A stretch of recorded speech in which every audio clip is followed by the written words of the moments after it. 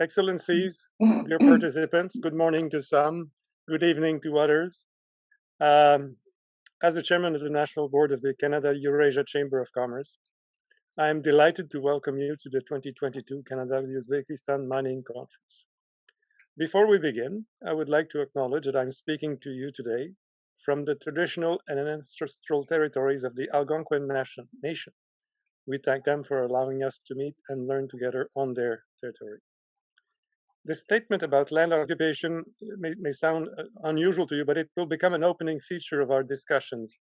Reference to the immemorial occupation of land is a reminder of the respectful spirit in which we are now looking at the exploration and exploitation of natural resources by Canadians anywhere in the world. The organization that I have the privilege of chairing just recently made the overdue move to change its name. The new name better reflects the reality of the organization and its geographic coverage. We are happy to observe that our partners in Uzbekistan favorably appreciate this change. Through the time-tested, highly effective PDAC and the Association for Mining Exploration, we have organized this year's Canada-Eurasia Mining Series. The fact that many of us could meet last week in Toronto allows us to say that we are now operating in a hybrid format. Even more important, though, our meeting in Toronto refreshed our common enthusiasm for promoting greater cooperation in the area of mining. While we continue to have our traditional discussions around mining-specific issues, we are as well addressing the new challenges of sustainable development in an unstable and rapidly changing world. I should also mention that the CECC office in Tashkent is now fully operational. Our regional director, Miradil Mirakhmedov, is working closely with our chairman in Tashkent, Alexander Antonov, to advance our mandate in Uzbekistan. I should also mention at this point, of course, the gold sponsors of our mining series. They are B2Gold, Condor Petroleum, and Cameco. And I should mention as well our bronze sponsor, Aras Minerals. So as chairman of CECC, I wish you a most productive participation in the Canada-Uzbekistan Mining Conference, and I'm now going to become moderator and will be inviting our first speaker, His Excellency Alison Leclerc, Ambassador Extraordinary and Plenipotentiary of Canada to the Russian Federation, the Republic of Uzbekistan, and Armenia, will speak in a few seconds. I should mention that, of course, you have our official biography in your material. Ambassador Leclerc has had the distinguished career in the Foreign Service. I will not get into the details, but of course I would say that now she's been working with us now for several years, and so we're delighted to have her with us today this morning. So, Ambassador Leclerc, as we used to say, the floor is yours.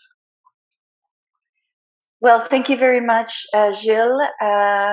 It is really just a pleasure to be with you today. Catherine, Excellency, all those participants. Bon matin ou bon après-midi pour ceux et celles qui ne sont pas dans la même time zone. Honim la van Janoblar Kairli Okshom. That is my effort. And good evening in Uzbek. So I will also offer my apologies for what I suspect was a terrible job of speaking to you in Uzbek, but I did want to make an effort to express my appreciation and my sense of privilege in the role that I have, and to extend a warm welcome to all of you gathered here today across Canada and Uzbekistan for this important conversation. Let me start by congratulating Gilles and the whole Canada-Eurasia Chamber of Commerce team, not only on their recent rebranding, but also on the organization of another successful mining conference series. These series have really become a central element of PDAC and an important vehicle for stimulating cooperation between Canada and Eurasia in this sector that is so important for both economies. It's a series that's known for the high caliber of its speakers, moderators, and participants. This year is no exception. I think telling just how many signed up to participate, and I do hope that a majority are able to stay for the whole thing. I'm particularly pleased at this session to welcome officials from the State Committee, Uzbekistan State Committee for Geology and Mineral Resources, and from the Ministry of Investments and Foreign Trade, as well as a representative from the Navoy Mining and Metallurgical Combine to today's event. We greatly appreciate our positive working relationships, and I'm certain that your presentations and the latest developments in your respective organizations will be of tremendous interest and use to the many Canadian companies listening today. I'm really pleased that this year there's a mining conference that is dedicated specifically to cooperation between Canada and Uzbekistan. As ambassador to Canada, for Canada to that country, I'm keenly aware of the breadth of opportunities that exist for collaboration between our countries.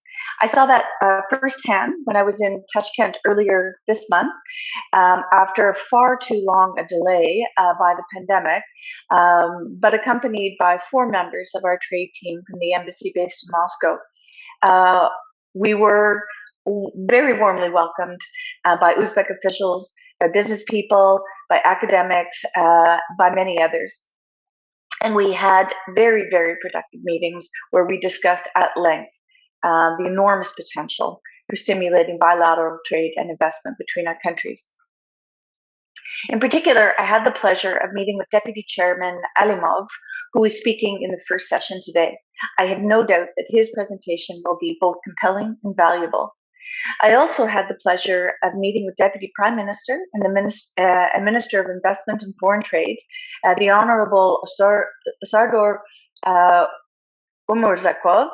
And in that regard, I'm very pleased the Deputy Minister Babayev from that ministry is here today to share the important work that the ministry is doing in developing the business environment in Uzbekistan. I had a wonderful time in Tashkent. I was there for a week, enjoyed its beauty, of course, and beautiful weather, but also learned a great deal about the progress that the government is making in implementing economic reform in areas such as governance, economics, and the rule of law, and how it's playing a leadership role in building stability and prosperity in the whole region. As a result, we were able to see the real potential that the Uzbek market holds for Canadian companies. And we also saw the interest of Canadian companies and how much they're taking notice of that. For example, Canadian senior mining producer B2Gold, which is speaking in the second session today, has undertaken exploration in the Murunkal gold-bearing field in the Navoy region. Moreover, there's been an increasing presence of Canadian mining technology and service providers in Uzbekistan, as demonstrated by the participation here today of Ben Chalmers from the Mining Association of Canada. This interest is also demonstrated by the strong participation in 2 Canadian mining missions in 2017 and the considerable mining contingent which participated in the largest ever Canadian business mission to Uzbekistan in May of 2019. The pandemic, of course, delayed not just my own ability to engage directly in Uzbekistan, but also plans to repeat these initiatives.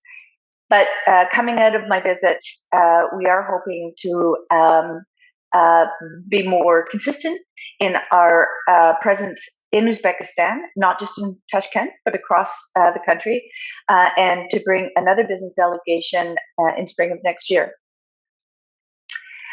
Just by way of conclusion, I would like to underscore that in my role as ambassador, I am committed to supporting the Canadian business community in Uzbekistan.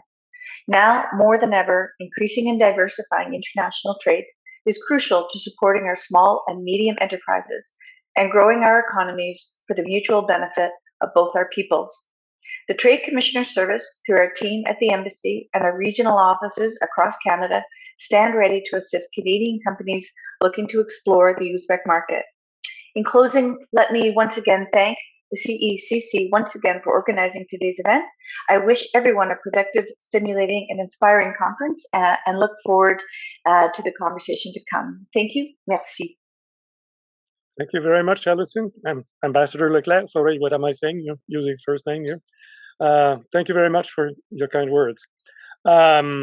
Now our next speaker is Ambassador, His Excellency Javlon Vahabov, Ambassador Extraordinary and Plenipotentiary of the Republic of Uzbekistan to Canada.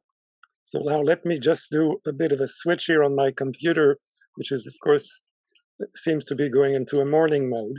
Ambassador Vakhabov has been the ambassador to Canada for since 2018. He's a graduate of the University of World Economy and Diplomacy in Tashkent. He was, among other things, director of the Institute of Strategic and Interregional Studies under the President of the Republic of Uzbekistan. He was also a first deputy minister at the Ministry of Foreign Affairs of the Republic of Uzbekistan. And you have at your disposal his full biography in your notes. So without further ado, Ambassador Vakhabov, over to you. Dear distinguished members of Canada Eurasia Chamber of Commerce, dear Chairman Gilles Le Breton, dear Ambassador Madame Leclerc, ladies and gentlemen. So it's a great honor to be here today and take part in this conference.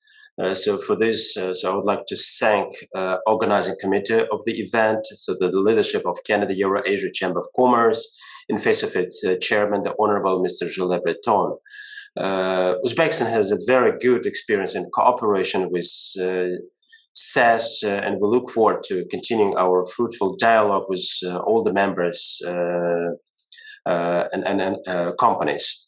So first of all, I would like to welcome our distinguished guests of today's event from Uzbekistan, Mr. Shuhrat Vafayev, Deputy Minister of Investments and Foreign Trade of Uzbekistan, and Mr. Azam Kadir Hojayev, Deputy Chairman of the State Committee on Geology and Mineral Resources. So today they will brief us about favorable investment climate in Uzbekistan mining sector and present new project opportunities. And I'm very pleased to see the representative of B2Gold, the first Canadian senior gold producer headquartered in Vancouver, British Columbia, Canada, entered Uzbekistan, implementing a very successful gold mining project in my country. And during my recent trip to British Columbia last month, I visited the headquarters of B2Gold, and we've discussed our ongoing and future engagements. And there is no need to tell you about the importance of mining industry for the development of countries of the Eurasia region, including Uzbekistan. So being in the top 10 in the world for its gold, uranium, molybdenum, silver, tungsten, zinc, and other mineral resources, Uzbekistan is very keen on broadening cooperation with leading mining companies. Dear friends, so using rich mineral potential is the backbone for the economy of Uzbekistan, and I'm confident that today's conference will give a new impetus to the development of cooperation between my country and the world leaders of the mining sector. So we'll help expand the projects of foreign companies on study and development of promising deposits in the territory of the Republic, as well as the technological re-equipment of existing production facilities. And I hope the Canadian companies can eyewitness huge opportunities for doing business in my country and starting mutually beneficial projects. So let me stop here and say thank you again for the opportunity to giving me the floor. Thank you for your attention. Thank you very much, Ambassador. Excellency, pleasure as always to hear you. So now we'll go into the full session number 1, Mining in Canada and Uzbekistan, Things to Know. Our first speaker will be Azam Kadir Hojayev, the Deputy Chairman of the State Committee on Geology and Mineral Resources. Let me just, Mr. Kadir Hojayev is responsible. Yes, hello everyone. Yes, okay. Well, very quickly, we have all your biography in our website. I think we just let me just say that you've successfully managed the State Service of the Republic of Uzbekistan for a few years now, and we look forward to your presentation. And I invite my colleagues to check your biography on their website. So please, over to you. Thank you. Let us welcome you all and briefly inform about the measures taken to attract investors to the geological and mining industry of Uzbekistan.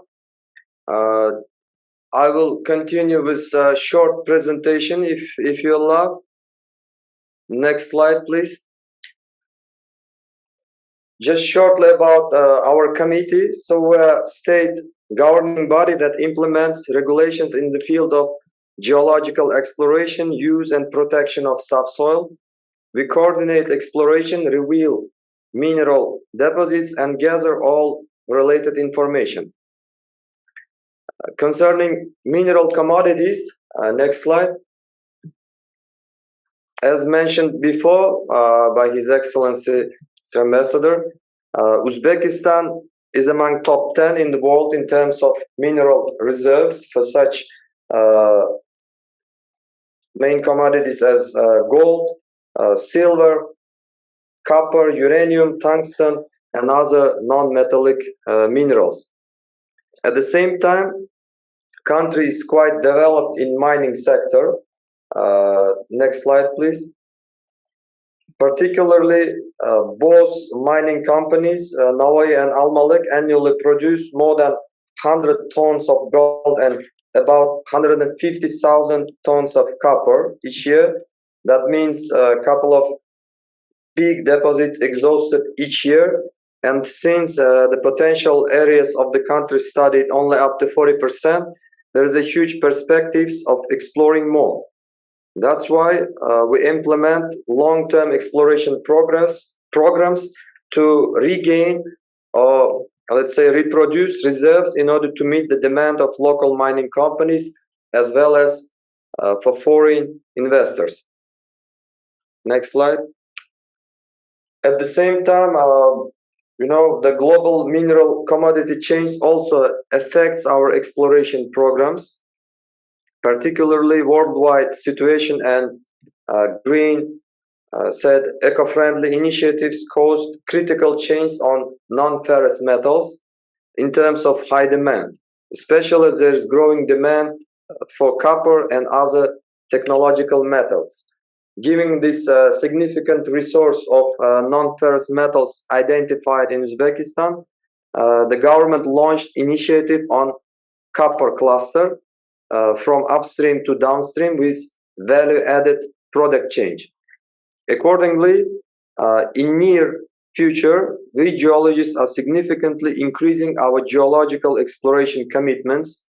Now we promote the program on increasing in coming 5 years the reserves for gold for more than 700 tons, that is 25 million ounces, and for copper about 1.5 million tons, as well as other minerals. This is all about proven reserves itself, plus there would be significant probable resources as well. Also, I would like to drive your attention that on July 28 to 30, International Copper Industry Conference will be held in Tashkent, where experts shall discuss about geological prospecting and resource assessment, mineral extraction, processing methods, economic evaluation, environmental, social, and corporate governance. You are more than welcome to participate in it. We'll be giving some details further. Next slide. As mentioned previously also, specific measures to further improve the investment climate in mining sector were adopted. Firstly, further reduction of royalty rates for base metals, for gold, silver, copper, uranium, tungsten, and others. The royalty rates are decreased. Secondly, they canceled bonuses for geological exploration and mining. And third, exemption of subsoil users from land tax at the stage of exploration and customs supports introduced. And we expect that these measures directly contribute to the development of junior mining in country and related geological services. Next slide. Also, they adopted license issuing procedure under the online auction base. 26 geological objects were sold through auctions last year, and this year we're continuing with another 25 geological objects. Relevant presentation materials, teasers, locations, and other map locations is available on our websites. Moreover, reforms made in last years Next slide. Towards the improvement of investment climate resulted in new joint projects with such world-class partners as, here you can see, B2Gold Canada, Arana Mining France, Japan Oil, Gas and Metals Corporation, JOGMEC, Turkish Geological Survey, META, and other companies, with the total cost of projects more than $3.5 billion. Next slide. We reported last time in our last meetings concerning new mining code prepared in collaboration with international consultants from EBRD, World Bank, and BCG. And now the document is already in Parliament under review. And I want to just feature out new principles of granting licenses in it. So we ranked 3 approaches for that. So one is less studied areas on the base, first come, first serve principle under block system will be issued. Second one, greenfields and brownfields, where we explore potential with geological data, would go through online auctions. And third, that is for big scale objects with significant reserves under JORC, they will be granted by the international tender results, classical tenders. On this issue, on big scale objects, next slide. On big scale objects, now together with international consultant TMT, KPMG and others, we are preparing mineral resource estimation, MRE report, and pre-feasibility study for 2 objects, for Muskan and Yoshlik 2 deposits in line with JORC code. The estimates for reserves are 1.5 million tons of copper, about 100 tons of gold, plus silver, molybdenum as a core elements.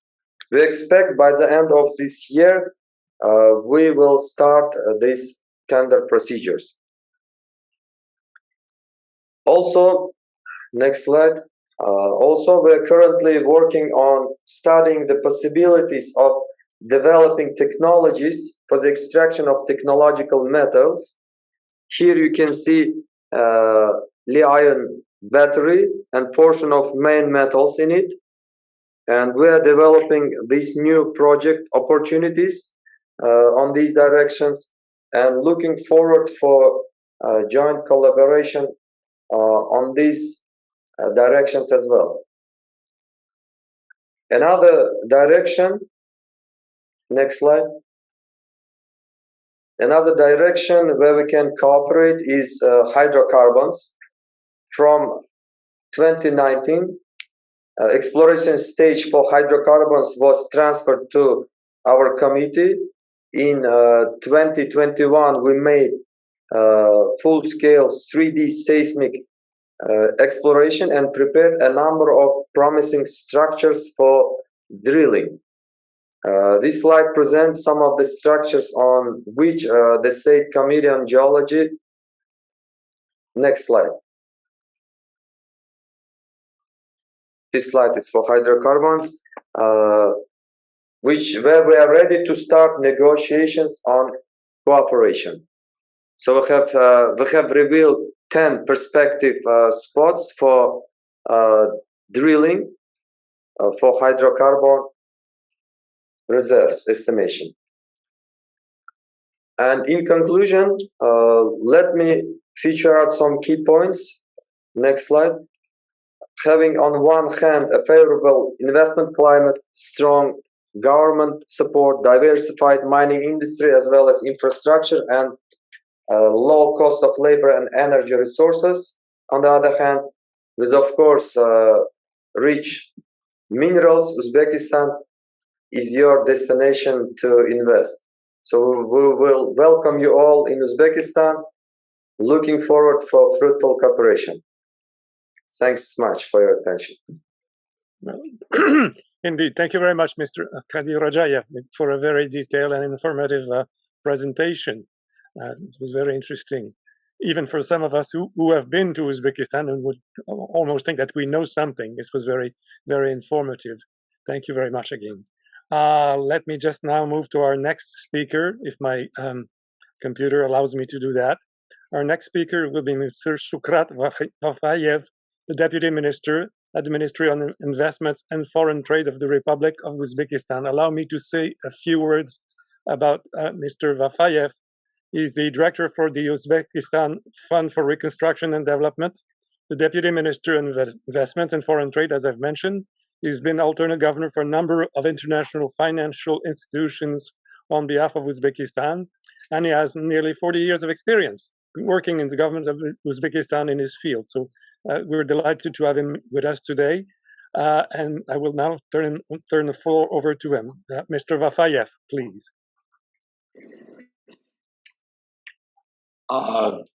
It's probably good morning. Yes, yes, indeed. Mr. Breton, Excellencies, distinguished participants. First of all, thank you for inviting me to today's gathering. And let me once again probably stress a very obvious fact that the mining sector is an extremely important sector for our economy. And moreover, it is set to become even more important for job creation, for contribution to growth and exports of Uzbekistan. And in order to reach this objective of making mining sector much larger and more important, even more important sector of our economy, we, as fully recognized at all levels in the government, we need to establish an environment which is conducive to foreign investments, to private investors, and provides comfortable conditions for foreign companies working in Uzbekistan in the mining sector. As Aksam already shared with you some information, we did make some first steps by improving the fiscal regime and reducing burden on mining companies working in Uzbekistan. We are not stopping there. We, as a Ministry of Investments and Foreign Trade, work very closely with the Committee of Geology in order to continue this journey, improving overall business environment, business climate in the country, but in particular in the mining sector. As I said, this is a strategic area of developing our overall economy and industrial base especially. So we are not stopping there, and we'll continue work. And of course, discussions and gatherings like the one today are extremely useful as they provide a lot of food for thoughts and a lot of guidance from market participants to government officials and bureaucrats as me to look at the right direction and make right recommendations to the government. What else? Given undisputed authority and rating of Canadian companies, if I can put it this way, mining companies in the world, you are leading one of the leading countries in this sector. We are very keen to work with Canadian companies who can bring technologies, who can bring best exploration and production practices, who can provide training and knowledge transfer to our people in the sector, especially both through on-job training and maybe through some kind of formal arrangements with our newly established University of Geology, and look at other mutually beneficial areas for cooperation. One specific area, and Aksam already mentioned it in his presentation, one specific area where we're especially interested in finding experienced and highly qualified partners is special metals like lithium, magnesium, and others, which are in high demand, and they become especially demanded given all developments in regions and countries around Uzbekistan. And to improve our opportunities in these areas in increasing production of this type of metals, which are highly demanded in new sectors, new industries like electric cars, batteries, and in general in power sector, which is based on renewables. We have established a special company together with the Committee of Geology, which will be responsible for organizing initial explorations or studies, reviews of different deposits or promising areas, and prepare by this way and identify potential projects which can raise interest of foreign investors. And of course, this is very new undertaking under the direct instruction of our president, His Excellency Shavkat Mirziyoyev, and he takes it with a lot of enthusiasm, interest, and seriousness, and we have and must to make this company and this undertaking a success. So, given that, on the other hand, we have limited experience, capacity in working with this type of mineral resources, we'll be open to any kind of cooperation with Canadian companies at all levels, and hopefully very soon we can share with you contacts of these newly established companies, and welcome all of you to contact us, to cooperate, to discuss potential options and opportunities for collaboration. Let me stop here and thank you again for inviting me to speak, and very much hope that I will see you in person in Uzbekistan. Thank you.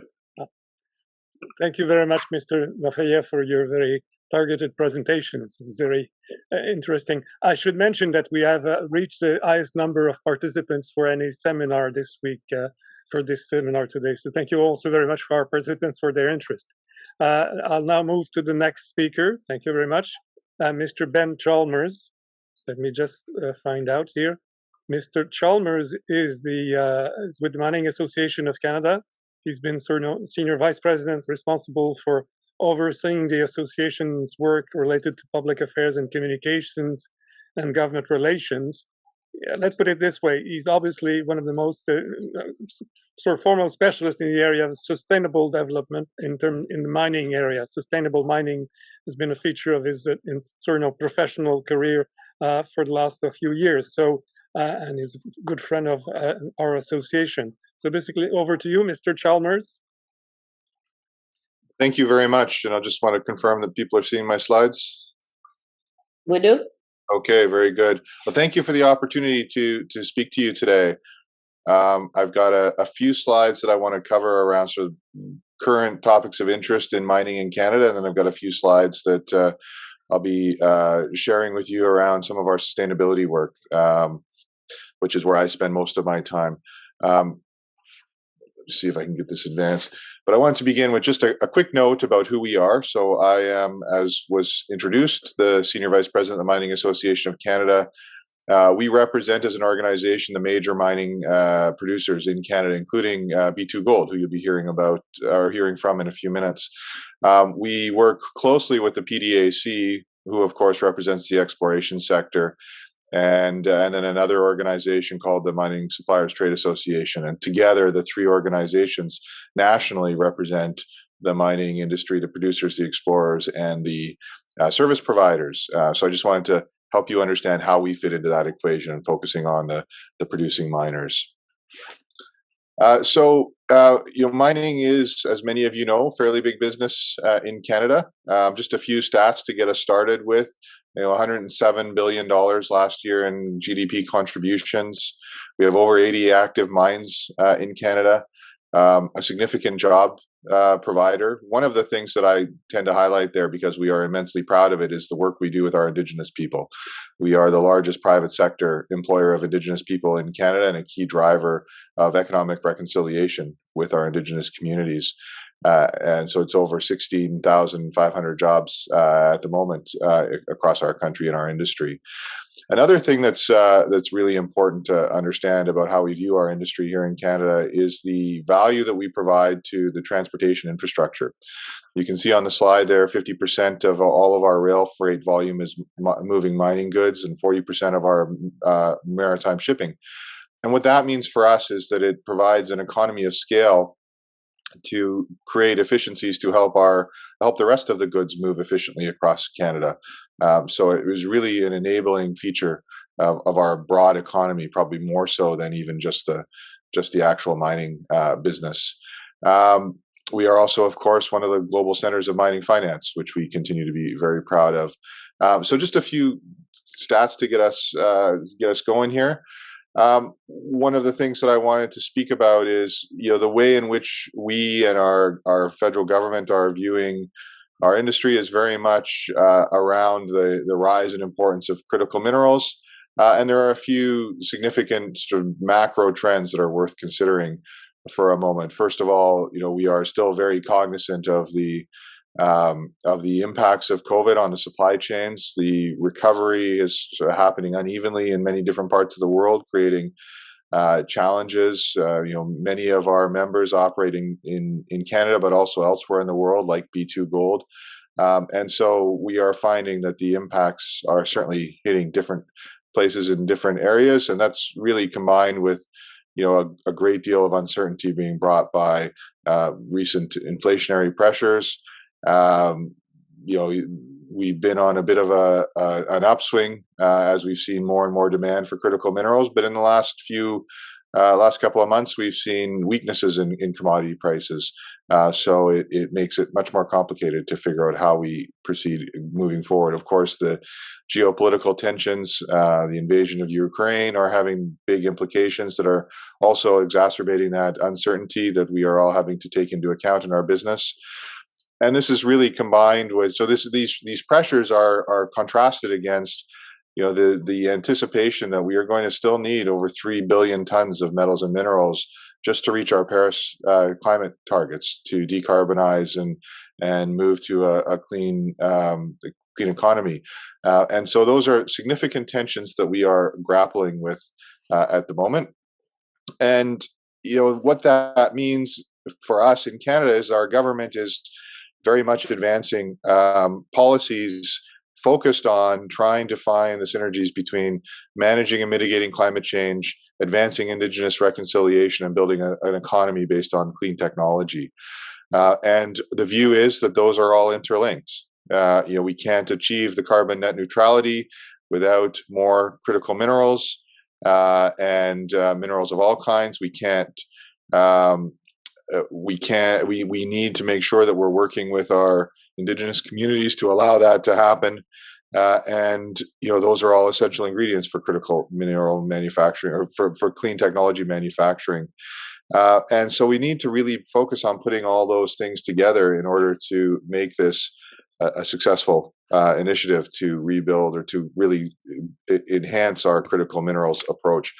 One of the things that we are very excited about is the most recent budget in Canada that provided over $4.8 billion to advance mining in Canada. This is the largest investment that we've ever seen our federal government make in our sector. Headlining that is a doubling of the mineral exploration tax credit, which provides significant tax advantages for exploration. We anticipate that we will sort of re-solidify our position as the top exploration country with this new expanded tax credit. But there are other initiatives that you can see there, significant investments in new infrastructure, transportation, power transmission, and so on. New research money for extraction and processing research and development, and other initiatives there that are really going to give us a boost, I think, to help provide what the world needs to decarbonize. Now, of course, one of the keys for this is that we need to make sure, if we have this obligation and expectation and opportunity to provide all these critical minerals, that we do so in the most sustainable way possible. And in 2004, the Mining Association of Canada launched what we call our Towards Sustainable Mining Standard. It was a unique initiative in the day, the first ever to focus on mine site level transparency, independent assurance and verification, and overseen by a multi-stakeholder body we call our Community of Interest Advisory Panel. Today, I'm really pleased to share that it's moved beyond Canada and is now being adopted and implemented in 10 different countries, with over 200 companies currently implementing it. And we have made an offer globally to share this freely with any other national mining industry that's interested in joining us. So it may be something for the industry in Uzbekistan to consider. I know B2 Gold has shown the way for many with their work in TSM in the Philippines, doing some just very, very innovative work around environmental restoration and community initiatives that hopefully you'll hear a little bit about shortly. One of the features of this standard is that it creates a very important dialogue at the national level in the countries that it's implemented in between mining companies and national stakeholders and rights holders. So in Canada, this group of individuals that makes up our panel include the kinds of people and organizations that you see on the screen there: national indigenous groups, local mining communities, environmental and social NGOs, academia, labor, and finance all come together to help advise us on how to manage our industry sustainably. We include a number of different topic areas in both the social and environmental areas. You can see on the screen here the topics that we prioritize. Our view is that these are the most important topics to address at the mine site level. We are currently working on a new standard at the bottom there, focusing on equity, diversity, inclusion, and respectful workplaces. And we're very excited about that work. It should be complete towards the end of the year or early in the new year. So this is what it looks like in practice. This is a snippet of data from the water quality or water stewardship standard that we have implemented a couple of years ago, with one of our companies used as an example, Rio Tinto. So I'm sharing two of their mines, and you can see here that this is sort of the importance of looking at mine site level transparency, where you can see their diamond mine, Diavik, in the north of Canada, achieving top scores, and a little bit different at the Iron Ore Company of Canada in Quebec. And so that just shows the importance of mine site level focus when you're looking at sustainability initiatives. But this is something that I'm really excited about. This is historical trends going back to when we first launched our standard and first conducted external verification in 2006. This is our Indigenous and community work. And you can see here that at the start, only about 50 to 60% of our mines could meet what we call our good practice level.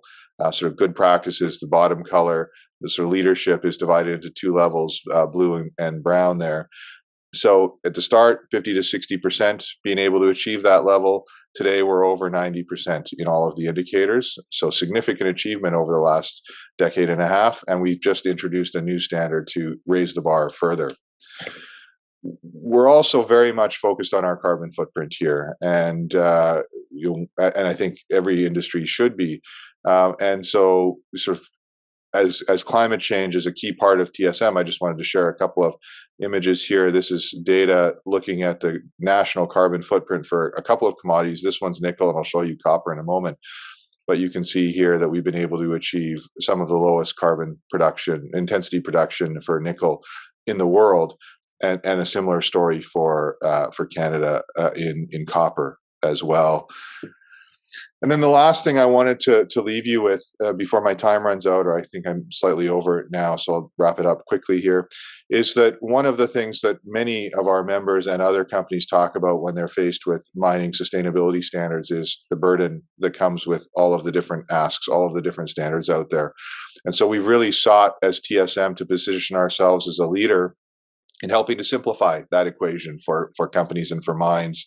We've developed tools and reached agreement with 5 other standards to enable them to recognize the work done with TSM. So essentially, with a single TSM report and verification process, you can achieve up to 6 standards with one effort, which is a significant burden relief for companies focusing on improving their sustainability through using standards. So I will leave it there. If this is really just touching on many important subjects, but if anyone in the conference wants to reach out and explore some of these details in more detail, please do. If we have question time at the end, I'd be happy to take questions. But this is how you can reach me offline. Thank you very much for the opportunity to share a few thoughts with you today. No, thank you very much to you. Indeed, I think everybody's been so disciplined this morning that we have a little bit of time for Q's and A's. And I have a few already lined up for you and a few others. Maybe I should perhaps start with the first question here that was put with respect to investing in mining projects. The question to the speakers altogether, if we don't get the answer today, we'll get it at some other point. Can foreign investors explore investing in mining projects without auctions? If yes, what are the terms and conditions? Thank you. So that's the first question. Well, maybe I could take a stab at that in the Canadian context, because we don't use an auction system here. We use a free entry system where companies are free to stake land on a first come, first served basis. Some of our provinces have an online staking regime. I think most do, where you can go online and pay a fee to establish a mineral claim. That's only the beginning of the process, though, because as soon as that claim is established, it triggers the next set of obligations, which include permitting processes for exploration activities that include obligations to engage with First Nations. So really, I mean, it comes down, I should say first, Indigenous people, whether it be Métis, First Nations, or Inuit, depending on what part of the country you are. But then there's a sort of a series of stages that you would go through in terms of different levels of permitting to gain the authorizations to get on the ground and conduct exploration. So quite a different regime than the auction regime. We don't think we've ever used auctions in Canada, and the sort of free entry staking system has worked very well for us. Okay. Thank you very much, Mr. Chalmers. Any comment from our colleagues from Uzbekistan on this question? Yeah. Yes, let me comment some issues. Concerning auctions, during this auction system, we are ready to provide detailed information about the allotment itself, including geological reports for studying. These areas, let's say, the areas where we made initial exploration and found potentials with ready geological information. These objects would go to online auctions. Another approach, as mentioned before in Canadian principle, we would be also having this block system with free entry possibilities. This would be for less studied areas. So we would be having online auction system plus this free entry system under first come, first served issue. Just a different scale of geological studies. Okay. Thank you very much. Sorry, I'm losing my voice. Sorry. Another question that has come up here is with respect to the, hold on a second. I'm just looking at the questions as they as they have appeared. What about the extractive industries transparency initiative and the need for Uzbekistan to join it? So perhaps Mr. Chalmers would like to comment on that. The issue of the Look, and we as the Mining Association of Canada place a very high value on transparency around how mining companies make payments to governments. In fact, in Canada, we advocated together with an NGO coalition called the Publish What You Pay organization to advance a regulation in Canada that requires all Canadian mining companies to report payments they make to governments in Canada and all over the world. So, strongly support efforts at transparency. In Canada, the EITI is complicated because we have a provincial system and each of our provinces would have to get on board. We thought it a much easier path, a much more effective path to simply implement regulation at the federal level to require transparency. But I think the EITI is a very important initiative to consider in sort of working to counter corruption and encourage transparency for communities. Okay, thank you very much. Well, we in Uzbekistan, of course, believes that we need to join this initiative, Extractive Industries Transparency Initiative, and we are studying the ways and how we can do it. In general, I think there is a consensus that we have to provide both investors and the population in general with a maximum transparency as required by international standards in the area of mineral resources. So, sure, we'll be there in the nearest future. Okay. I have a comment here from our colleague. Thank you very much for these very clear answers. I have a comment from Mr. Antonov, the chairman of our board in Uzbekistan, who's suggesting that, for closer association between you, your association, Mr. Chalmers, and our chapter in Tashkent. So we'll get back to you on this. So I think, do I see any other questions? I think certainly, okay, very interesting. What would you, there was a general question at the outset about, how, Mr. Chalmers, about how you see, hold on a second, in the case of Uzbekistan, how they will approach the issue of sustainable mining. Would you see something specific in your knowledge about Uzbekistan that would be relevant here in terms of, recommendations, so to speak, in terms of what Uzbekistan might be in a position to do? Look, I think for us, the way we work with our sustainability issues and our members and use our Towards Sustainable Mining standard, one of the most important constructs of that work is the establishment of that national multi-stakeholder panel, the community of interest panel. When we share TSM with other countries, each country is obligated to establish a similar panel, and the industry works with that panel to define what are the most pressing issues to address. It's worked very well for us to target our efforts, and it's worked similarly well in our partner countries. So that is an approach to consider. So rather than sort of looking to us to suggest, what the priorities should be, to turn inward and, commit to a standard like TSM. In fact, we would be happy to share it and work with the industry in Uzbekistan.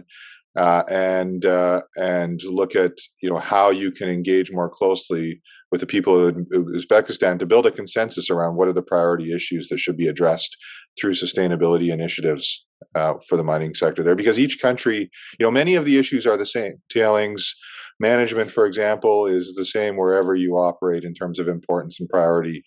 But other issues will be unique to each country and how we manage them. And one of the things that we look at across the different partner countries is how the standard deals with our relationships with indigenous people. And, in Europe or in South America or in Canada or the Philippines, each of those is a little bit different and is reflected differently by the partner countries that we work with. Well, thank you very much for that. I must admit that this has been a very not only a very interesting session, but one of the most disciplined I've ever moderated. So thank you very much for that. But at this point, we just have a few minutes left. So I would like to ask our two first speakers, Mr. Adil Rajayev or Mr. Vafayev, if they want to say, as they say, have the final word. Each of you can say and have the final. They will have two final words. So if you want to sort of close our session with your final comments, I would very much appreciate it. Mr. Adil Rajayev first, or Mr. Vafayev first? Yes, please. Well, thank you for this very rich and educating discussion. Really enjoyed it. And I hope this discussion will give start to new collaborations in the mining sector. And as I already stressed, we are very keen to learn and to import technologies, knowledge, investments of the Canadian companies to Uzbekistan for mutually beneficial projects. So we welcome and look forward to meet you here and welcome you in Uzbekistan. Thank you very much. Thank you. Yes. Yeah. Yes. From our side, once again, appreciate much for allowing us to attend this platform. Indeed, it is very useful. We are open to cooperate. We're open to gain new contacts with all Canadian companies. For all information, for all questions, please let us know. You have contacts under our presentation. We're ready to hold any negotiations, any talks with you towards fruitful cooperation. Thank you. Thank you very much. I should add also the comment that we've received requests for presentations and so on and so forth. So our regional directors will look into this to make sure that all materials relevant are available to those who are interested, and we'll offer the links. So thank you very much for your participation. This has been a wonderful session. I'm delighted to have been able to participate in it. And I look forward to being in Uzbekistan with you at some point in the near future. Thank you. You're welcome. Thank you very much. So now I will pass the word over to my colleague. We'll take a 1-minute transition. Please stay with us, and we'll pass it over to Catherine Balabanova for the second session. Thank you very much, all. Thank you very much, Gilles. If our colleagues from Goscom-Geology and the ministry could stay, because there might be some questions after the second session related to their work. But right now, I would want to start the second session, and would ask all of you to use the Q&A function, continue using it, so that we receive more questions. And after the two presentations that we have as part of it, we'll have all of these questions answered. So, Gilles said, my name is Catherine Balabanova. I'm the regional director for the Toronto chapter of Canada-Eurasia Chamber of Commerce and national coordinator for CCC. We have invited experts from the two largest entities in their category, the largest Canadian mining company present in Uzbekistan and the largest mining and metallurgical enterprise in Uzbekistan, Novai. So we're very excited to hear their perspectives and ESG strategy and how it impacts their business and stakeholder relations. We're hearing from the Canadian side first, and I'm pleased to introduce to you Ken Jones of B2Gold, who has over 15 years of global experience in the mining industry. Mr. Jones is currently the director of B2Gold's environmental and corporate social responsibility functions for its 3 operating mines and development and exploration projects. He leads the development and implementation of the company's sustainability strategy and programs, including environmental stewardship, community relations, and social responsibility, as well as managing its ESG disclosure reporting. Please, Ken. Well, again, thank you very much for the opportunity. I want to thank the Chamber of Eurasian Chamber of Commerce for this opportunity for hosting this mining conference and for the very high level participation from the government of Uzbekistan. As introduced, I'm Ken Jones, the Director of Sustainability with B2Gold, and I'd like to be able to share a bit about our approach to ESG at our operations around the world. B2Gold is a low-cost international senior gold producer. In 2021, we had our 13th consecutive year of record gold production of over 1 million ounces from our 3 operating mines in Mali, Namibia, and the Philippines. However, we also have a very strong exploration component. We are a growth company. And so in 2021, we had a healthy budget of exploration around the world of over $72 million. The majority of that in and near our flagship operation in Mali, our Fekola mine, but also almost $30 million of exploration in grassroots and greenfields projects around the world, including in 2022 over a $6 million budget to be spent in Uzbekistan on drilling there. I do just want to make a comment that, in establishing our operations, our exploration activities in Uzbekistan, we have been very, very well supported and received, by the government there and the State Committee for Geology and Mineral Resources in helping us establish our operations and activities. And we do hope to, continue this excellent relationship well into the future. In Uzbekistan, we are drilling on 3 different licenses, over 30 targets. We have spent over $10 million in the last 3 field seasons. As you can see below here, extensive drilling of over 35,000 meters in the last several seasons. And in 2022, we do have that budget to spend an additional $6 million there this year to advance another almost 60,000 meters of exploration drilling in the country.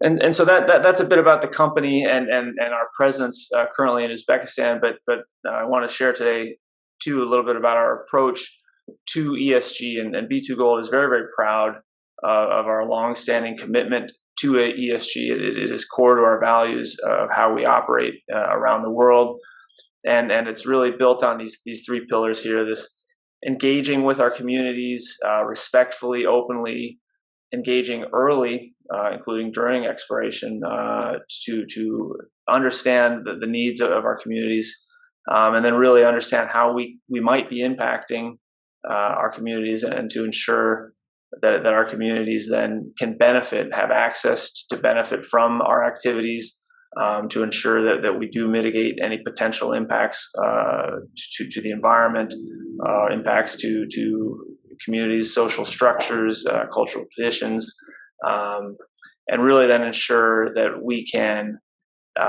create this lasting positive benefit in the community, so that when we do open an operation, when we do close a mine, that benefit then can last well past our presence in all of the countries where we operate. We are a significant direct economic contributor to our host countries and host communities. We had revenue over $1.7 billion in 2021, and that is distributed significantly in the host communities and countries where we operate. We did spend directly over $9 million investing in our local communities surrounding our mines, over $150 million in wages and benefits to our over 5,000 employees around the world, and in 2021 over $400 million in direct payments to governments through taxes, royalties, dividends, and et cetera. And in 2022, we do also expect to produce, on the same order of magnitude, 1 million ounces of gold, and of course, similar levels of contributions to our local economies. Our people are the core of our company. We employ over 5,000 people locally, and in all of the communities and governments and countries that we work in, local employment is key. We have programs to hire locally, and over 97% of our workforce around the world is from our host communities and from our host countries. We also have training programs, professional development programs in place at all of our operations to ensure that we can employ the local workforce, but also to train and upskill that local workforce to be able to take on more senior management roles within the company. A key focus for us also, as well as our equity and diversity, and we are working to increase the number of female workforce. In 2021, our female workforce was 14%, which is quite low and still in some industries, but within the mining industry is actually quite high. And we do have initiatives to increase this in the future. We also have targets that we've created in the company just this past year to increase that to 30% in our board and in senior management roles. And with our workforce, of course, keeping them safe is critical. Our aim is to send every worker home at the end of the day, home safe, back to their families. And in 2021, we achieved our 6th consecutive year of doing that, a 6th consecutive year without a fatality at any of our operations, something that we are very, very proud of. We also have some of the lowest injury frequency rates in the industry, and several of our operations have achieved 1, 2, or even 3 years now at our Masbate operation in the Philippines without a single lost time injury. Critical to all of our operations to keep all of our workers safe. With respect to the environment, we're very proud of our environmental practices. We implement industry best practices at all of our operations, focused on minimizing our impacts to air, water, and then rehabilitating our impacts or our disturbances. We've progressively rehabilitated to date over 200 hectares of our mine facilities while we still continue to mine and to expand our operations. And we've also rehabilitated over 300 hectares of mangrove restoration at our mine in the Philippines. And through these efforts, planting over 2 million trees over the last 10 years and over 1 million mangrove propagules at our operation in the Philippines. Climate risk management, B2Gold does recognize that climate change is one of the biggest significant challenges of our time, and we do feel that it is our responsibility to act and to mitigate our climate impact. And so we have been an innovator in implementing renewable energy technologies at our operations. We have 2 solar facilities that were some of the first of their type in the world at both our Otjikoto mine in Namibia and our Fekola mine in Mali. And in 2021, we generated approximately 10% of our global electricity from our solar renewable sources, mitigated approximately 60,000 tons of emissions from being released to the atmosphere. And we are working to expand. How do we improve? How do we further decarbonize our operations to play our part and mitigate our impact, but also to position B2Gold to be a resilient company as the world and society transitions to a low carbon economy in the future. And then the last thing I want to share is then our social and community and investment. Over the last 5 years, from 2017, we've invested over $36 million directly into our surrounding communities. Procure a significant amount of our goods in 2021, over $450 million worth of goods and services spent with local companies, direct benefit to those businesses. And again, $100 million in wages. We also, our community development focuses are in areas of clean sanitation, access to quality healthcare, access to quality education, very oftentimes in remote locations and to marginalized communities. And also then a big focus on small and medium enterprises to help businesses gain access to markets, to gain access to B2 Gold and our procurement, and drive long-lasting socioeconomic development in our communities.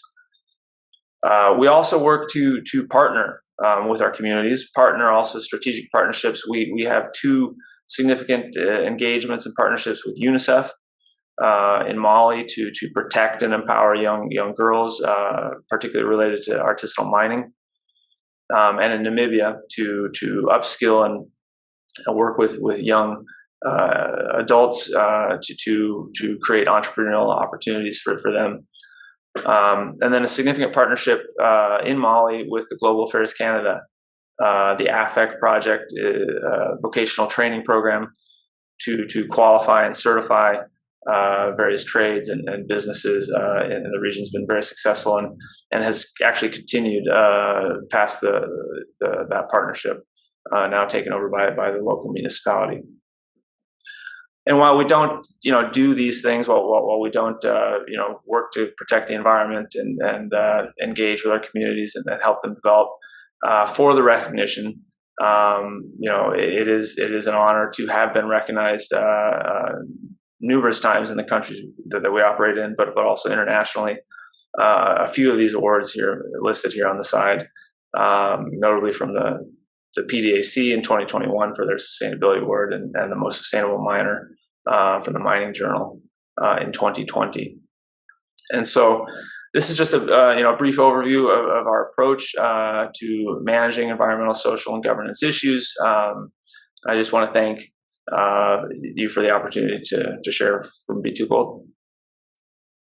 Thank you very much, Ken. Commendable initiatives and very impressive. And now we'll hear from Lyubov Yegorova first before we dive into the questions. Lyubov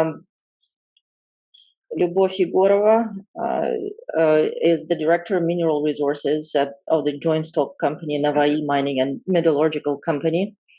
Lyubov is a geologist and geophysicist with over 19 years of experience in the industry, including the most recent one as the Deputy Director for Geology at SRK Consulting, Russia.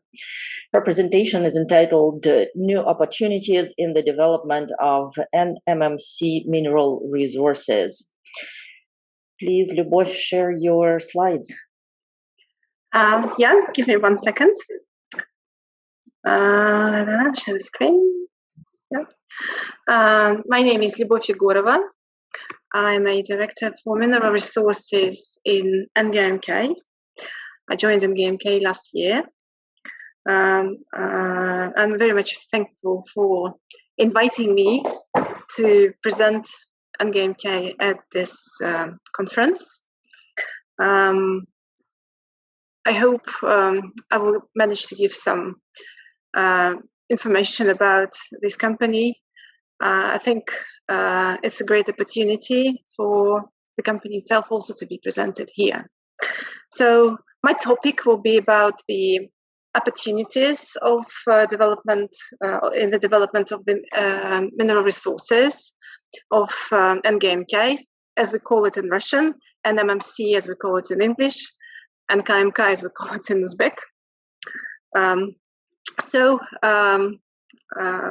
Potentially you never heard about NMMC or NGMK before.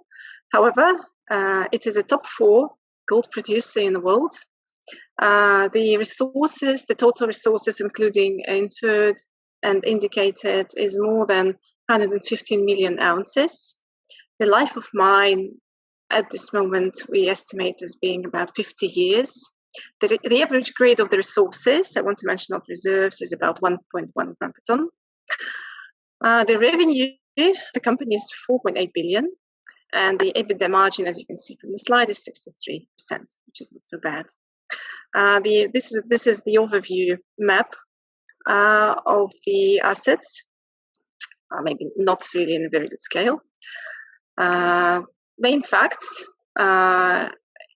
we can call NMMC as the largest gold producer in Central Asia. The company was established in 1958 and owned by Uzbekistan government at this moment. Last year, the production of the company constituted 2.6 and maybe even 66 million ounces of gold. I have more updated figures for the last year. And all gold is sold to the agency of the Central Bank of Uzbekistan. The company is quite profitable, according to our to the estimation of our account department. It contributes 23% of the country's budget and 7.9% of GDP, which is quite significant. Uzbekistan needs NMMC, and of course, NMMC needs Uzbekistan.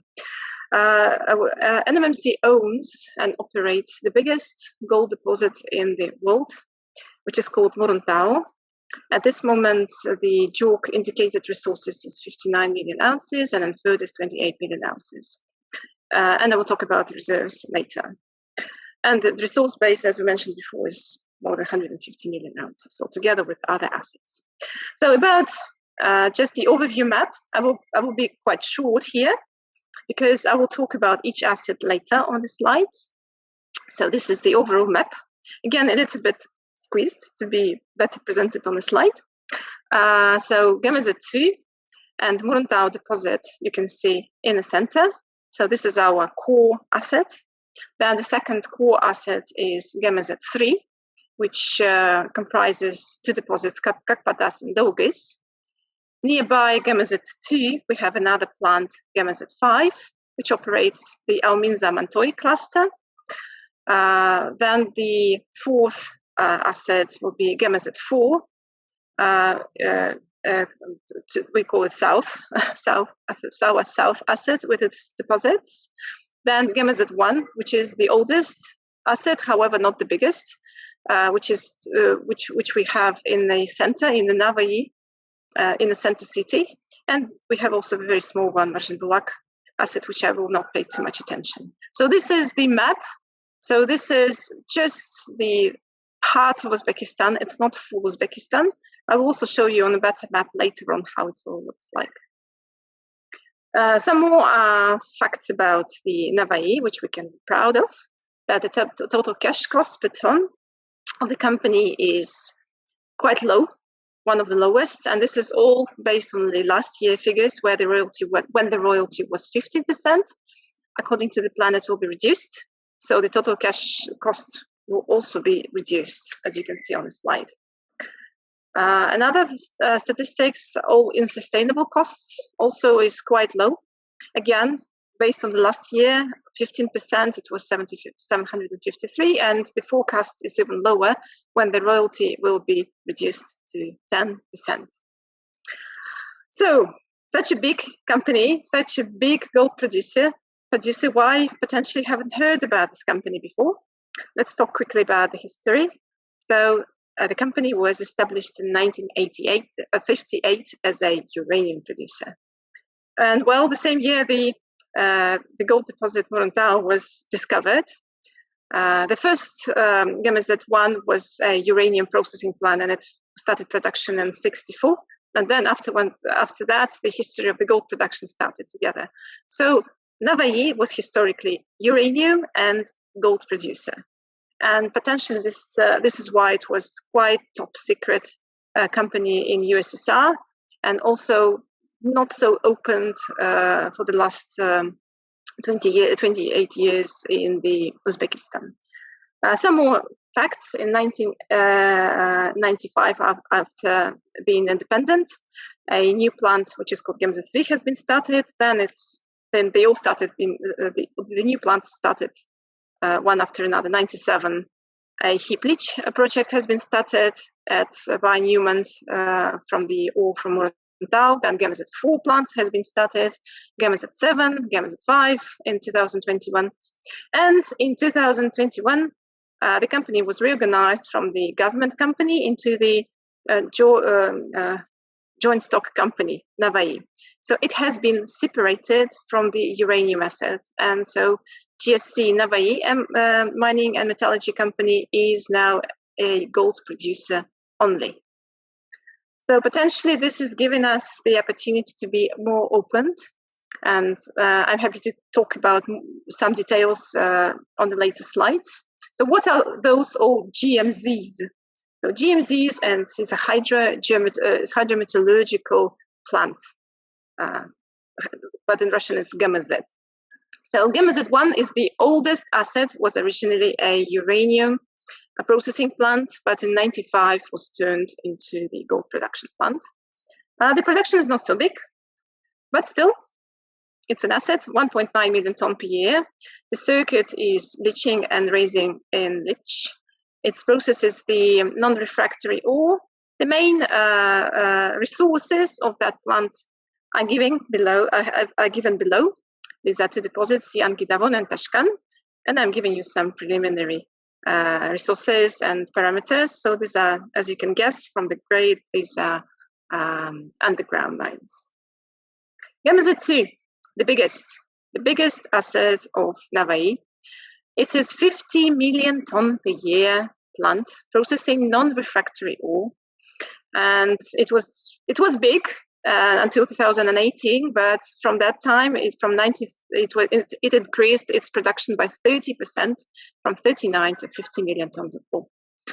The circuit is not so complicated: crushing, gravitation concentration, leaching, and raising in leach. The main source of ore is Muruntau. However, from the next year, the resource base will be extended to other deposits in the vicinity, which are, some of them are actually flanks of Muruntau, which are Chukur Kuduk and Mutunbai, which I don't even have on the slides. Then the nearby deposits Besapantau and the associated cluster Balpantau deposits, which are all not so small, but just compared to Muruntau, potentially small, but each of them individually is also not so small. I will show you later on the resources. Also, GEMZ2 is not just a processing plant, it's a refinery plant. All the refinery of the company is done on the GEMZ2. Here on the map, I'm showing you quickly where is the GEMZ2 and where the main assets are, including Balpantau. So this is the resource base for that Muruntau, for this GEMZ plant. Again, Muruntau is the main, as you can see. However, the flanks are not so bad as well. This is resources. That's why the grade is lower. This is, as you know, the resources are always estimated using lower cut-off grade. But Muruntau deposit is processed not only by GEMZ2. There is GEMZ7. This is another plant set up at Muruntau. It is processing the historical heap leaches. So it tends to be that heap leach is not extracting, is not fully extracting the gold from the heap leaches. Historically, heap leaches were quite high grade, and we still have quite a significant grade left. So we have GEMZ7 established for reprocessing. We call them the tailings of the heap leach. The production is 15 million tons of ore. It's crushing. It's actually, why did you put crushing? It's just tank leaching and raising in leach. It just commissioned in 2020. The resource base LP, it's leach pad 1 and leach pad 2. But again, it's not all. Muruntau is also processed by heap leach. We still have a heap leach facility, which we use for the low-grade material. The production of this heap leach is 11 million ton per year. And the main source is the low grade from Muruntau. I also tried to mention here, but potentially I complicated the slide, that we also have another very small heap leach at another Nukrakon deposit, not very far. But because I'm talking about heap leaching, we have another very, very small facility there. It's 0.5 million ton per year. So the main is Muruntau heap leach, 11 million ton per year. So these are the three assets processing Muruntau ore Gamma Z2, Gamma Z7, and the heap leach. Then we have Gamma Z7, Gamma Z3 is one of our most complicated plant. It is processing the refractory ore of two main deposits, Kakpatas and Dolgis. They are not so small, these deposits. However, we also very much hope to extend the resources of it. The production is 8 million ton per year of the refractory ore. The circuit is quite complicated: crushing, flotation, bioleaching, carbon leach, roasting of bioleaching tailings, and again carbon leach. It's a double refractory ore, so we have to deal both with sulfide and the organic carbon. And we succeed we achieve about 80% of recovery. And this is Gamma Z3, situated in the Uchkuduk region near the city of Uchkuduk. Gamma Z4, it's a plant which is set up for processing the material from 3 deposits. Most of them are underground: Chermentan, Bujumsai, and Urtalik. And a small small proportion of Urtalik ore is mined by open pit. It's only 2 million ton per year production plant. It's gravitation, leaching, and raising and leach. The grade is quite high, as you can see. So while being a small plant, it still gives us quite a significant gold produced. Gamma Z5 is the one of the latest plant which was built. It is situated not far from Gamma Z2 Muruntau plant. This is a combined plant which process both non-refractory and refractory ore from the cluster which we call Alminza Amantoi. It has got lots of different deposits. The main are shown on the slide. The oxide or non-refractory, it's actually not non-refractory, it's an oxide ore, is mainly processed by gravitation leaching and carbon leach. And for the sulfide ore, there is flotation and oxygen line leaching and carbon leach. So this is how it is set up. So at this moment, 3 million is the oxide ore and 2 million is the sulfide ore.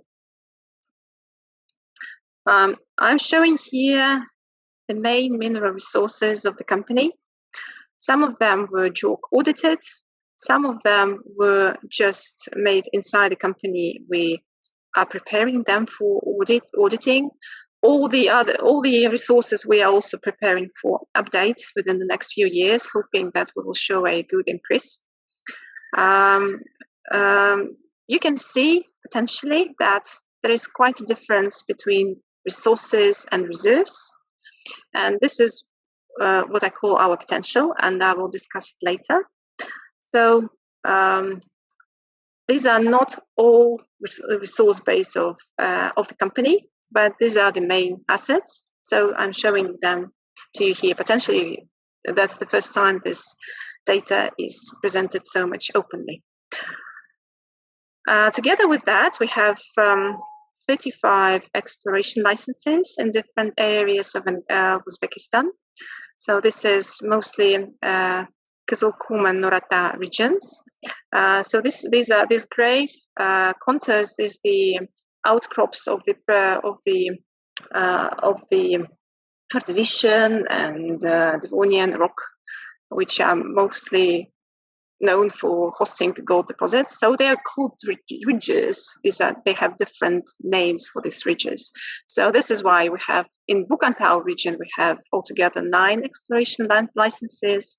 In the South Nurata region, we have 6 exploration licenses. In the north, we have 2.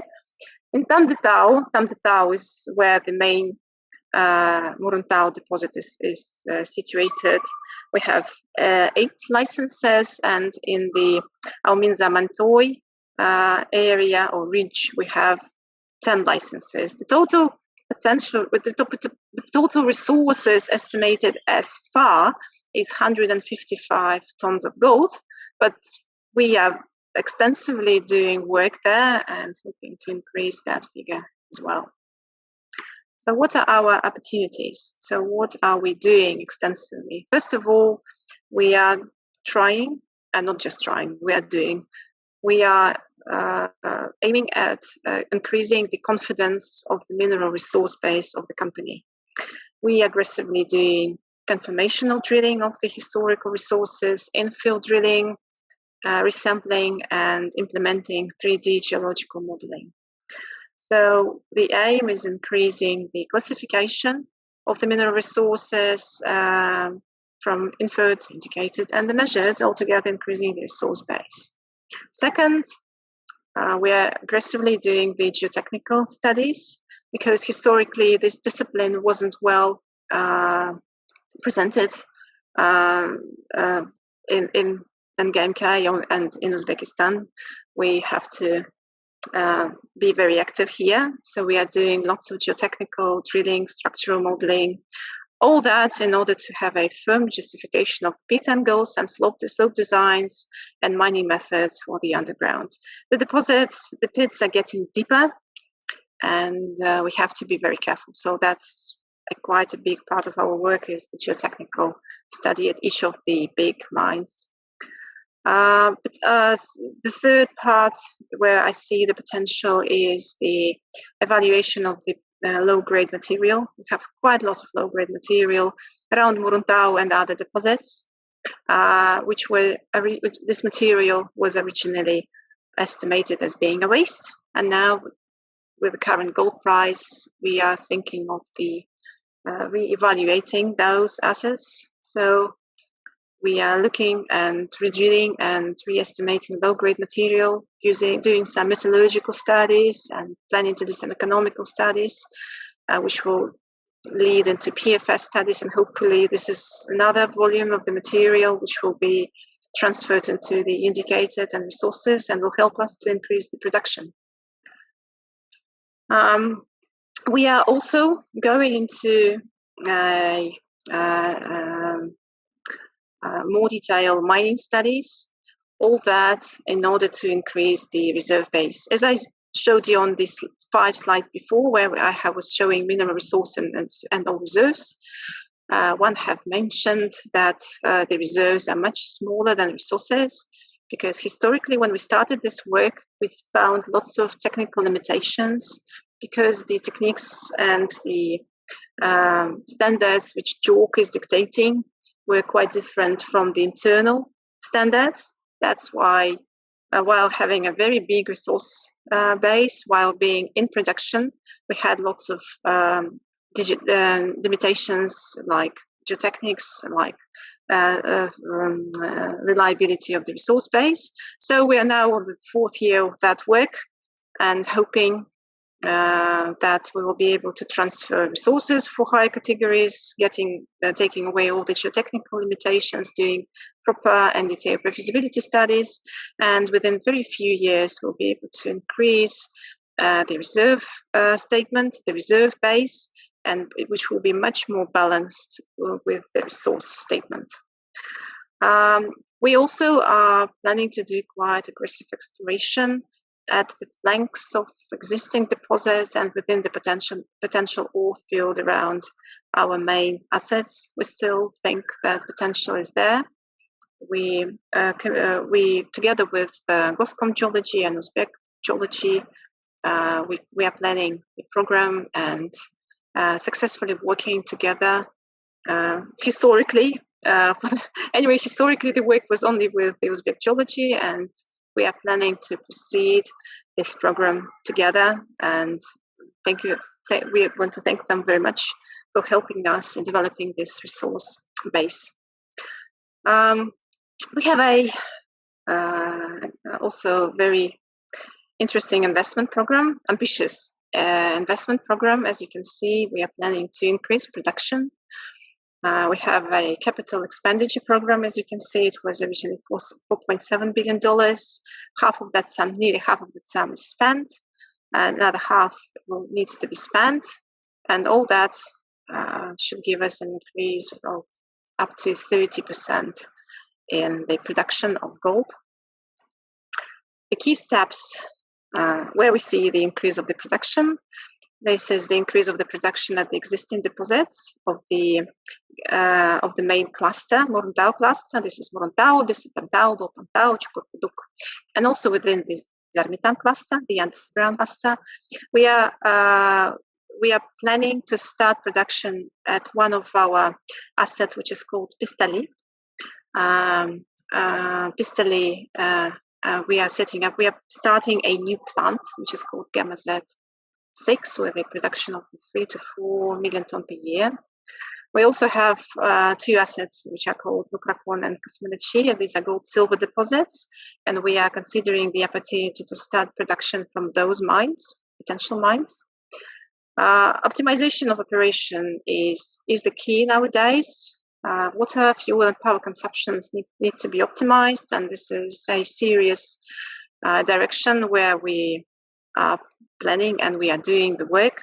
And ESG, as the previous speaker was telling us, is also a serious part. We are now considering of developing an ESG strategy. We didn't work with that before too much. There was no need. However, we are now becoming part of the world, and then we're also becoming a part of the ESG strategy. So some potentially more words about increasing the production. And we have summarizing that, have an ambitious goal until 2026. We are planning to develop the projects and the capex which we are planning, which I mentioned before. 2.4 billion is spent, and we are planning to spend 61% of that sum on the new development projects, 21% on maintaining the level of operation of the existing projects, and 18% of infrastructure. And we're interested in investments, and we are aiming to combine different types of investments. We have an idea of issuing Eurobonds, and other types of investments are very much interested for us. So please welcome if my presentation, our resource base and our aim pleased you. This is it. Thank you very much. I hope I'm within those 15 minutes. Yeah. Yes, thank you. For us, it's very exciting to host you at our event and to provide the opportunity to the Canadian companies to have access to this information. Everyone is asking for your contacts and for the presentation. Would you be open to share the PDF of your presentation with our audience? Yeah, not a problem. While I was reading, I mentioned that I have some miss typos, so I will correct them and I will send you the final PDF. Many thanks. So over to the questions. Now, please use Q&As to address your questions to our panel, Ken and Lyubov. Maybe we can start with a couple of questions that we thought of within our organizing committee for this event. How should corporations navigate the ever-changing landscape of ESG? That's the first questions. Ken, maybe you can tackle that. Sure. I mean, yes, ESG is advancing rapidly. New frameworks, new initiatives. Climate risk is increasingly important around the world as companies realize how to address and manage their climate impacts. And of course, then the COVID crisis has impacted the globe unexpectedly. And we've been dealing with that for several years. But really, it comes down to your core values as a company, and B2Gold, our values of transparency and respect and accountability and fairness, and so that's the approach that we take in everything that we do, and so that's the basis of our approach to engaging with our communities and working within our host countries, and so. From that values-based approach, then we work to apply these international standards, frameworks. We work with the Towards Sustainable Mining framework, from the Mining Association of Canada, and of course with host country laws and regulations. But really work to then implement these international practices across all of our operations as the right thing to do to protect the environment and to protect our people. Thank you. Lyubov, do you have any comment on that? Sorry, can you repeat the question once again to me? How should corporations navigate the ever-changing landscape of ESG? And in your organization right now, what are the thoughts in regards to we are just studying that ESG. So there was no requirement in the country for ESG before. Mm-hmm. While looking on the presentation, I would say that most of the company is run by the local people. Historically, 99% are from the region, 99% are locals in the management and as the workers. We don't really have problems with indigenous people because it's all the same nation occupying the whole country. And in terms of the environmental questions and changing world, we are just studying it. I wouldn't say I should be the one commenting on the ESG. We'll be there. We are studying.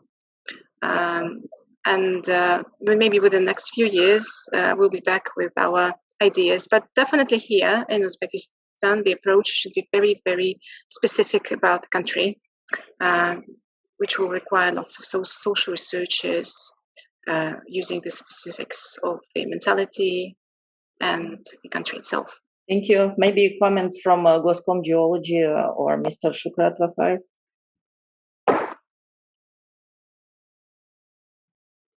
Mr. Kadikharjayev, anything to add, or Mr. Vafayev?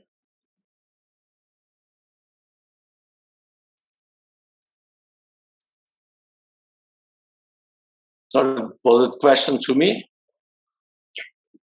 Yes, so the ESG aspect, the environmental, social, and governance framework in the mining industry. What are the thoughts on navigating the landscape of these frameworks in Uzbekistan? Well, of course, ESG agenda is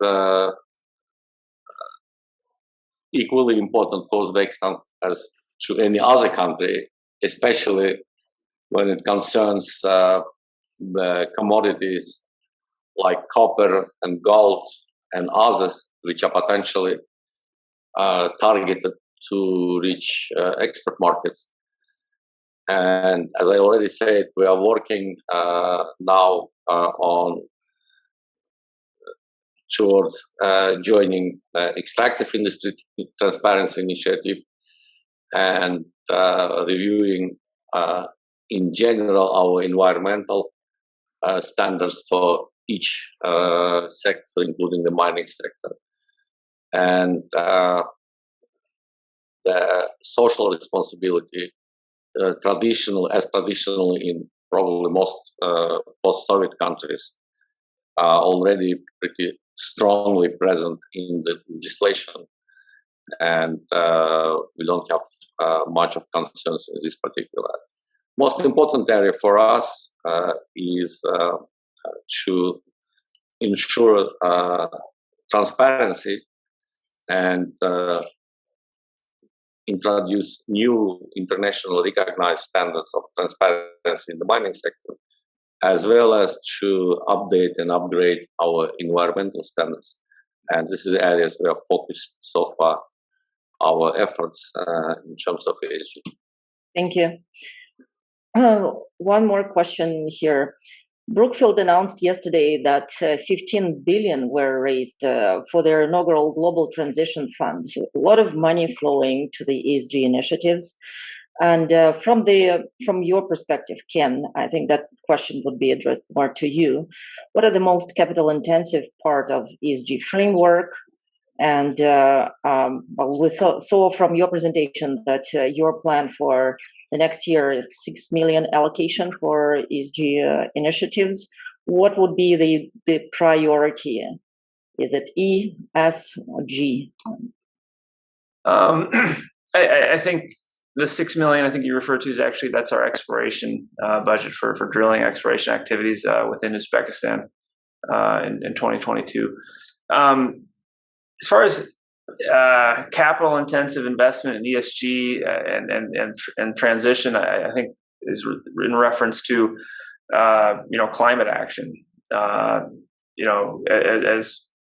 As the world and society transitions to a low carbon economy, in the mining industry, we are an energy intensive industry, and particularly B2Gold's operations are not connected to national grids with readily and easy access to renewable energy sources. So we are looking at how to decarbonize our operations in this context, and it is capital intensive.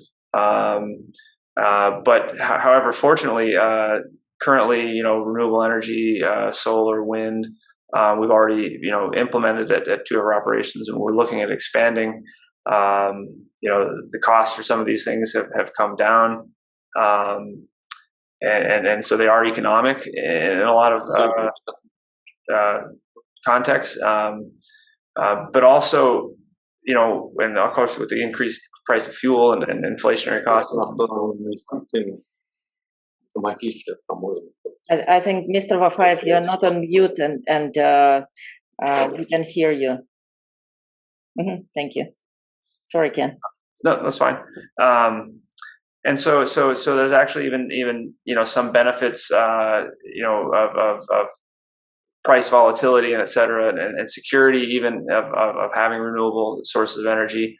But regardless of even these contexts, it is imperative, that the mining industry does invest, and B2Gold is investing in these capital expenditures to decarbonize our operations, because it is necessary, simply to thrive as the world decarbonizes. If the mining industry does not, we will no longer be positioned, to be resilient in the future economy. Thank you. I see no more questions in our Q&A. Any final comments for us to finalize this session, this conference, and the mining series probably all together? From Lyubov, from Ken, from Mr. Vafayev. I can comment on the last question as well. Yes. More about, because while we're just starting, but we already thought about where the main areas to start ESG, and for us it's of course E, environment. As being a quite deserty country, our main problem is water, and because of the climate change, we understand that water consumptions really affect quite a lot of factors, and we couldn't forecast how much water we would have within the next 100 years. So water consumption is the key for us. So we are starting at this moment researches where in distinguishing the areas where we can decrease the water consumption or making it more effective. Second is the decarbonization. We are also thinking about that, but it's a problem number 2 for us. So we also have several projects we are considering in order to decrease the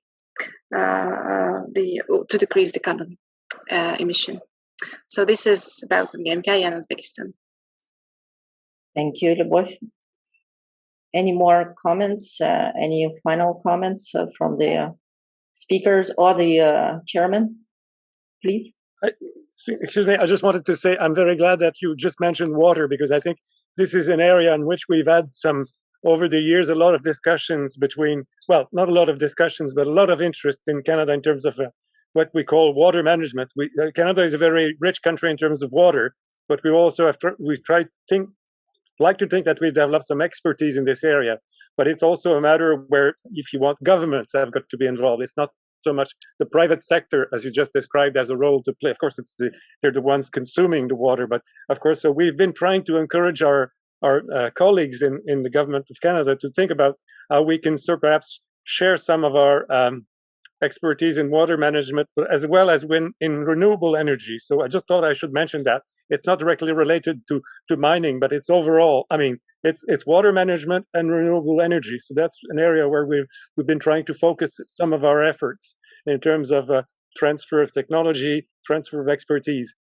As I say, even though we have how to say, a lot of water in Canada, we also have our own problems with, say, for instance, drinking water in some communities, Indigenous communities, for instance. So it's not, it's not that simple. And I think we look forward to try to develop that cooperation as well in this particular area. It's the permanent challenge, so to speak, that we have to address. So thank you very much for raising that. Yeah, thank you very much for responding as well. All right. So we are adjourning with that, and thank you for all of your participation. Thanks again to all of the speakers and sponsors and the active group of CECC Mining Committee in developing today's program.